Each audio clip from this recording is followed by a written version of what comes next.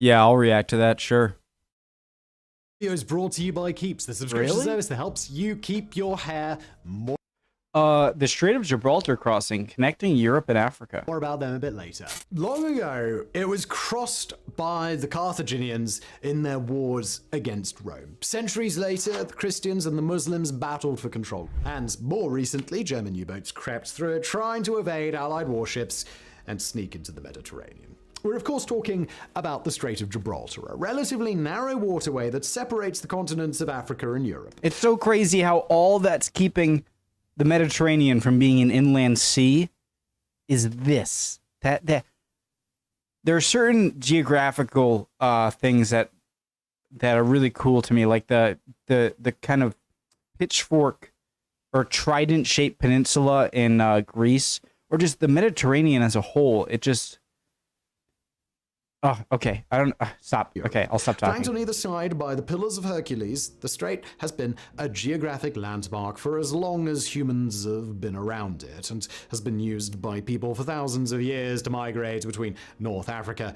No way is it that close. And the Iberian Peninsula. But all this traffic, for all of history, has been exclusively on the water, using boats, and still today the only way to cross the strait is one of the many ferries, unless you fancy a really long swim. Not a single crossing has ever been constructed to allow for people to cross on foot, despite the coasts only being separated by 9 kilometers or 14 miles at their Oh my god. closest point. However, there's been no shortage of ideas, and there's a chance one of them might be realized in the near future. So today we're going to take a look at the various plans to traverse the Strait of Gibraltar that could finally link these two separate worlds.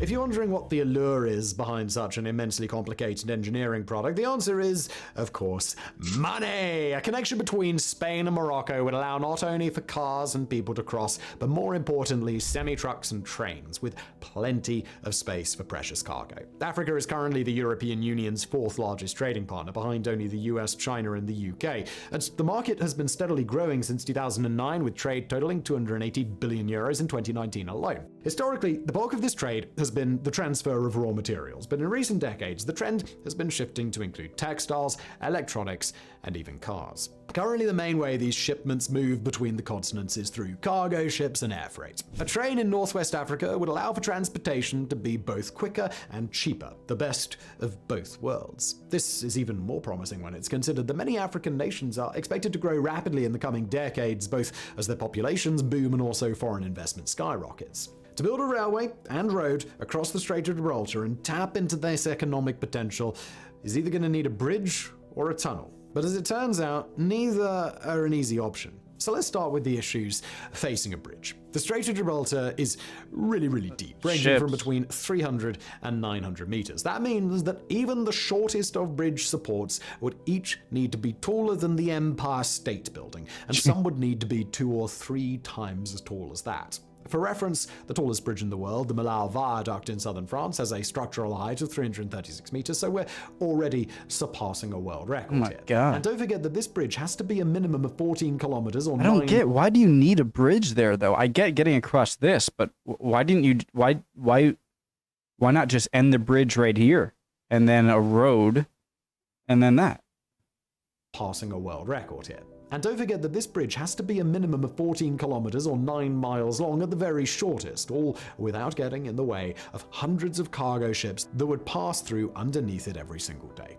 Even if a bridge design meets all of these criteria, constructing it would be very difficult, as the strait is known for its intense currents. In fact, there are 2 currents here. Toward the surface, the water flows into the Mediterranean, while closer to the seabed, the water flows out into the Atlantic. This is due to the differences in salinity, and it could make the underwater phase of the construction all that more difficult. Interesting. So, well, if a bridge is too tough, what about digging a tunnel? Well, digging underneath the bottom of the strait might seem like an easy way to avoid all of the issues that the water brings. Be a deep and tunnel. Indeed, similar projects have been successfully completed before, such as the Channel Tunnel connecting England and France. But the Strait of Gibraltar once again brings some problems to the table. The first of these is the depth that would be required, as it would need to be at least 900 meters deep, which is more than 3 times deeper than the world's current deepest subsea tunnel. What about a bridge tunnel? But then the current might have a lot of, like, just make a tunnel that underground that when it goes, I don't know.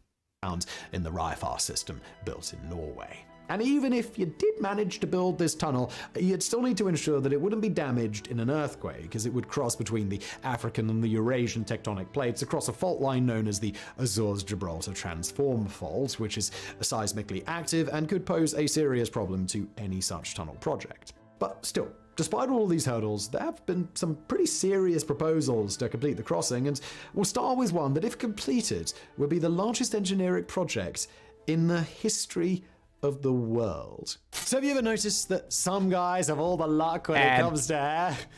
No, never noticed that at all. I've got Oh wait, yes. Some people go bald, don't they? But look at your fantastic beard, follically challenged friends, because I've got the solution for you, and it is Keeps. Keeps is an online subscription service that helps men keep their hair. They offer clinically proven treatments to combat hair loss, which are delivered straight to your door. And the best part, treatment plans are affordable, typically half the cost of pharmacy pricing. You might be thinking, Simon, you are bald. Why are you telling me about this? It didn't work, Theodis. What was I going to say? Oh, well, I left it too late. About 10 Oh, years. yeah, guys, any of the things I watch, they have promo codes or links when they have advertisements. Please use them if you learned about it through my reaction here.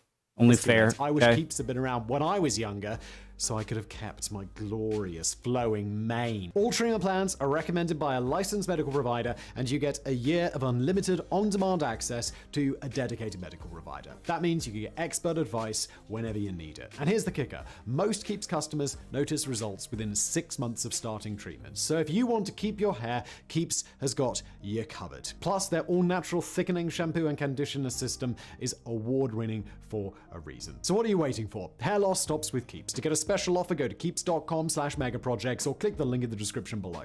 That's keeps.com/megaprojects. And now, stretch, everyone. Today's video.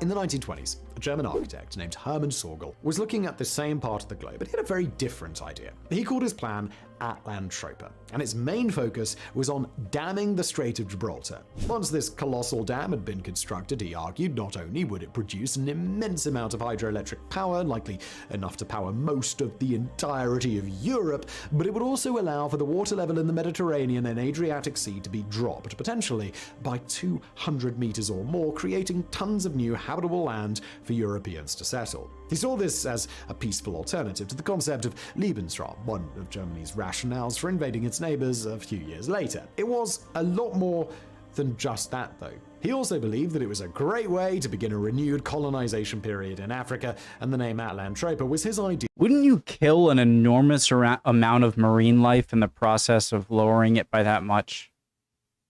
I'm just a guess. For the joining of Europe and Africa into one supercontinent. Like, I would assume something like that wouldn't have exactly predictable outcomes on the ecosystem of the Mediterranean. Atlantropa was his idea for the joining of Europe and Africa into one supercontinent. In his mind, the future world was comprised of 3 spheres: the Americas, Asia, and Atlantropa, which of course would one day be dominated by those of German ancestry. Huge irrigation canals would be dug into the Sahara so that the land could be used for mass agriculture. Huge man-made lakes would be created in Central Africa, and the Middle East would be converted into a sort of military border to protect against the Far East. Overall, the whole project would solve his perceived overpopulation of Europe, which he for some reason believed was the root of all war. It's pretty fantastical, but if you know anything about 1920s Germany, you know that this was the kind of thing that was right up their alley. However, for whatever reason, no one really liked his idea, probably because he estimated that it would take more than 75 years to complete and would drastically change the climate in totally unpredictable ways, such as affecting the West African monsoon.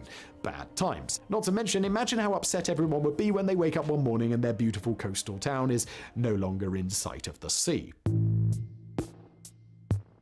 was gonna say the thing. Say that if you have waterside on the more property, you're not gonna be a realistic fan. side of things, in the 1930s, Spain announced a formal investigation into the possibility of an undersea tunnel across the strait. And engineers even started digging on the Spanish side, but when they started reaching the deep sedimentary layers of hard clay, their tools could take them no further, and they were forced to give up. After ideas had floated around for a few more decades, the kings of Spain and Morocco in 1979 agreed to create a new government-funded committee to look at the project's feasibility. Nothing came of this for more than 30 years, until 2003, when both nations agreed to take yet another look at the tunnel, hoping to connect their railway systems. Kind of looks like Africa and Europe are both like puckering up to give a kiss. No? This time, they even went as far as to find an engineering firm for the project, the Swiss company Lombardy Engineering. This proposed tunnel would go from Punta Paloma to Tangiers, which you'll probably notice is not the closest point on the strait. But the water here isn't quite as deep, so even though the tunnel would end up being about 40 kilometers in length or about 25 miles, it would still be much more feasible than a shorter but ultra-deep tunnel that would be required somewhere else. The whole thing was estimated to cost about 5 billion euros in 2003, which is about 8 billion euros today. Jesus Christ! Wow, I'm old. Or that's crazy inflation. Huh? 5 billion euros. The euro is almost twice at... Huh? Euros in 2003, which is about 8 billion euros today. A hefty price tag, and perhaps one of the reasons this too fizzled out before anything came of the project. Several more proposals were presented to the EU over the years, but these ended up the same way that the previous ones had. During this time, a few ambitious individuals put up some ideas on their own, such as Eugene Sui, an American architect with some wild plans for the strait. Sui envisioned a floating bridge system connecting the two closest points. This bridge, which would be 24 lanes wide, would be... Is it using the bridge tunnel idea?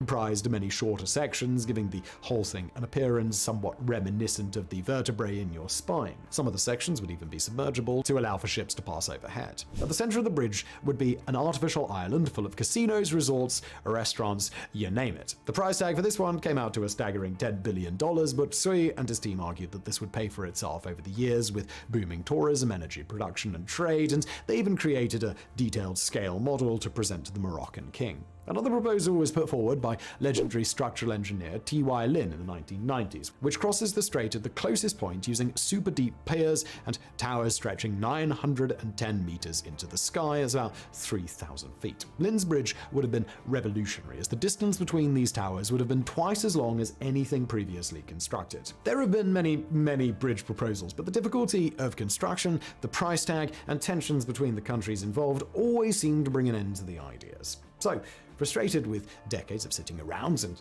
getting absolutely nothing done, Immigration. People, I just realized that people are going to be pissed. Decades of sitting around and getting absolutely nothing done. Another player entered the scene. The United Kingdom. You see, Spain and Morocco aren't the only nations with a claim to the Strait of Gibraltar, as Gibraltar itself is a UK overseas territory, and Morocco is offered to be the UK's gate to Africa. So there is a chance that the United Kingdom might end up completing the coveted crossing. Although perhaps this was just a ploy to get Spain's attention, because soon after the UK started showing some interest, Spain once again asserted its support for a joint project with Morocco. Relations have improved between the nations in recent years, especially with Spain supporting... I love how the more I learn about macro stuff, the more I realize it's micro, like warfare or big trade negotiations between countries. The same sort of psychology goes on in just individual relationships. It's like, oh, I don't know if it's that great. Oh, I don't like you. And then Britain comes along. Oh, this looks pretty good. No. Now I'm interested again. No, I want to do this. Go back to your island. Morocco's autonomy plan regarding the disputed region of Western Sahara. In February 2023, delegates from both countries met in Morocco's capital, Rabat, to discuss further plans about the tunnel that they've been shelving for 4 decades now, and the meeting saw the signing of no less than 19 bilateral cooperation agreements with optimism from both parties. Currently, if everything goes to plan and the funding stays in place, construction is anticipated to start in 2030. If this is true, in a couple of decades, it may be possible to drive from Spain to Morocco underneath the Strait of Gibraltar. This crossing has the potential to catapult African trade with Europe and could be the beginning of a great revolution in relations between the two continents. Well, I mean, if it doesn't get cancelled again. Right. and because of like all, immigration just kind of entered my mind at the end there. There's going to be so many countries with like, oh, but what does this mean with all the people trying to cross the Mediterranean or giving them like, oh my God. All right. No chance this is getting started in 2030. Just nope. No way. Still really cool though. Love y'all. Hope you're all doing well. And I'll see you guys next time. All right. Bye guys. I got to eat lunch.